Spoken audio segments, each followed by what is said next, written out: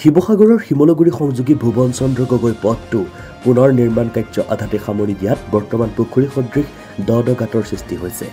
ইয়াৰ পৰিপ্ৰেক্ষিতত আজি আটাচু উদ্যোগত স্থানীয় ৰাইজে চেৰেকাপাৰত পথ অৱৰোধ কৰি তীব্ৰ প্ৰতিবাদ সাব্যস্ত কৰে। পথ নিৰ্মাণ কাৰ্য সম্পূৰ্ণ কৰক, লোক নিৰ্মাণ বিভাগ হাই হাই, আটাচু জিন্দাবাদ আদি শ্লোগান দি পৰিৱেশ উত্তাল কৰে। পথটোৰ ভিন্ন স্থানত পুখুৰীলৈ পৰিণত হোৱাত অতি বিপদজনকভাৱে যাতায়াত কৰিবলগীয়া হৈছে। দুৰ্ঘটনা হৈছে যদিও বিভাগীয় কৰ্তৃপক্ষ ঠিকাদাৰ নীৰৱ দৰ্শক হৈ থকা বুলি ক্ষোভ প্ৰকাশ কৰে আটাচুৱে। লক্ষণীয় যে 18 কিলোমিটাৰ দৈৰ্ঘ্যৰ পথটো পুনৰ নিৰ্মাণ কৰিবলৈ চৰকাৰে 121 কোটি টকা আবণ্টন দিছিল যদিও সেই পুঁজি সঠিক ব্যৱহাৰ নকৰি আধাতে সামৰিলে কাম। অতি দুৰ্ভাগ্যজনক আৰু লজ্জাজনক বিষয়। আচলতে এছিয়াৰ ভিতৰত এটা অতি ব্যস্ততাপূৰ্ণ যিটো ভুৱন গগৈ চন্দ্ৰ পথ, এই পথটো বাৰম্বাৰ প্ৰতিবাদ কৰাৰ পিছতো আচলতে এই পথটো আজিলৈকে মেৰামতি সম্পূৰ্ণ হোৱা নাই, নিৰ্মাণ কাৰ্য আচলতে সম্পূৰ্ণ হোৱা নাই। আৰু তাৰ ফলস্বৰূপে আমি এটা কথাই শিৱসাগৰবাসী ৰাইজে বুজি উঠিছে যে শিৱ হালালকাৰ নামৰ যিজন কুখ্যাত ঠিকাদাৰ, এই ঠিকাদাৰজনৰ পকেটত আচলতে বিভাগীয় কৰ্তৃপক্ষসমূহ সোমাই থকাৰ বাবে তেওঁলোকে তেওঁলোকক কাম কৰাবলৈ আচলতে বাধ্য কৰাব মানে তেওঁলোকৰ ওপৰত ব্যৱস্থা গ্ৰহণ কৰিব পৰা নাই। আৰু এটা কথা আমি বুজিব পাৰিছোঁ যে কাৰোবাৰ আশীষ পুষ্ট নহ'লে, কোনোবা ৰাজনৈতিক নেতাৰ আশীষ পুষ্ট নহ'লে আচলতে এজন ঠিকাদাৰে এনেকুৱা ধৰণৰ আচলতে দমবালি কৰিব নোৱাৰে।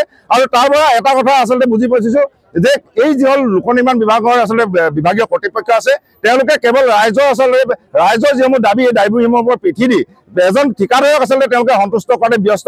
আৰু সেইবাবে আমি যোৱাকালিও দেখিছোঁ যে পীযুষ হাজৰিকা ডাঙৰীয়াই তেওঁ জলসম্পদ বিভাগৰ এজন ঠিকাদাৰৰ ওপৰত স্পট তেওঁলোকে ব্যৱস্থা গ্ৰহণ কৰিছে। তেওঁক গ্ৰেপ্তাৰ কৰাৰ যিটো তেওঁলোকে গ্ৰেপ্তাৰ কৰিবলৈ তেওঁ নিৰ্দেশ প্ৰেৰণ কৰিছে আৰু যিজন বিভাগীয় কৰ্তৃপক্ষ তেওঁক ছমাহৰ বাবে নিলম্বন কৰিছে। কিন্তু এই কুখ্যাত যিজন ঠিকাদাৰ শিৱ হালালকাৰ, তেওঁৰ ক্ষেত্ৰত কিন্তু তেনেধৰণৰ কোনো ব্যৱস্থা গ্ৰহণ কৰা আজিলৈকে আমি নেদেখিলোঁ।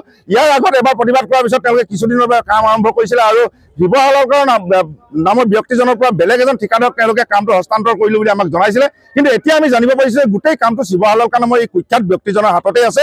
আৰু সেইবাবে তেওঁ বাৰম্বাৰ ৰাইজৰ যিবোৰ দাবী দাবা, ৰাইজৰ যি অভাৱ, তাক পিঠি দি তেওঁলোকে নিজৰ কেৱল স্বাৰ্থ সিদ্ধিৰ বাবে কাম কৰি গৈছে। আৰু আজি ইয়াৰ পৰা আমি দাবী জনাইছোঁ যে এই কুখ্যাত ঠিকাদাৰজনক অতি শীঘ্ৰে যদি গ্ৰেপ্তাৰ কৰি তেওঁক যদি ব্লেক লিষ্টেড নকৰে আৰু এই পথটোৰ নিৰ্মাণৰ কাম যদি পুনৰ আৰম্ভ নকৰে, তেতিয়াহ'লে আমি বিভাগীয় কৰ্তৃপক্ষৰ কাৰ্যালয়ত আমি তলা ওলমাবলৈ বাধ্য হ'ম। আৰু তাৰ বাবে যদি কোনো অপ্ৰীতিকৰ পৰিস্থিতিৰ সৃষ্টি হয়, তাৰ বাবে কিন্তু সদৌ টাইমছত কোনো পধ্যে জগৰীয়া নহ'ব।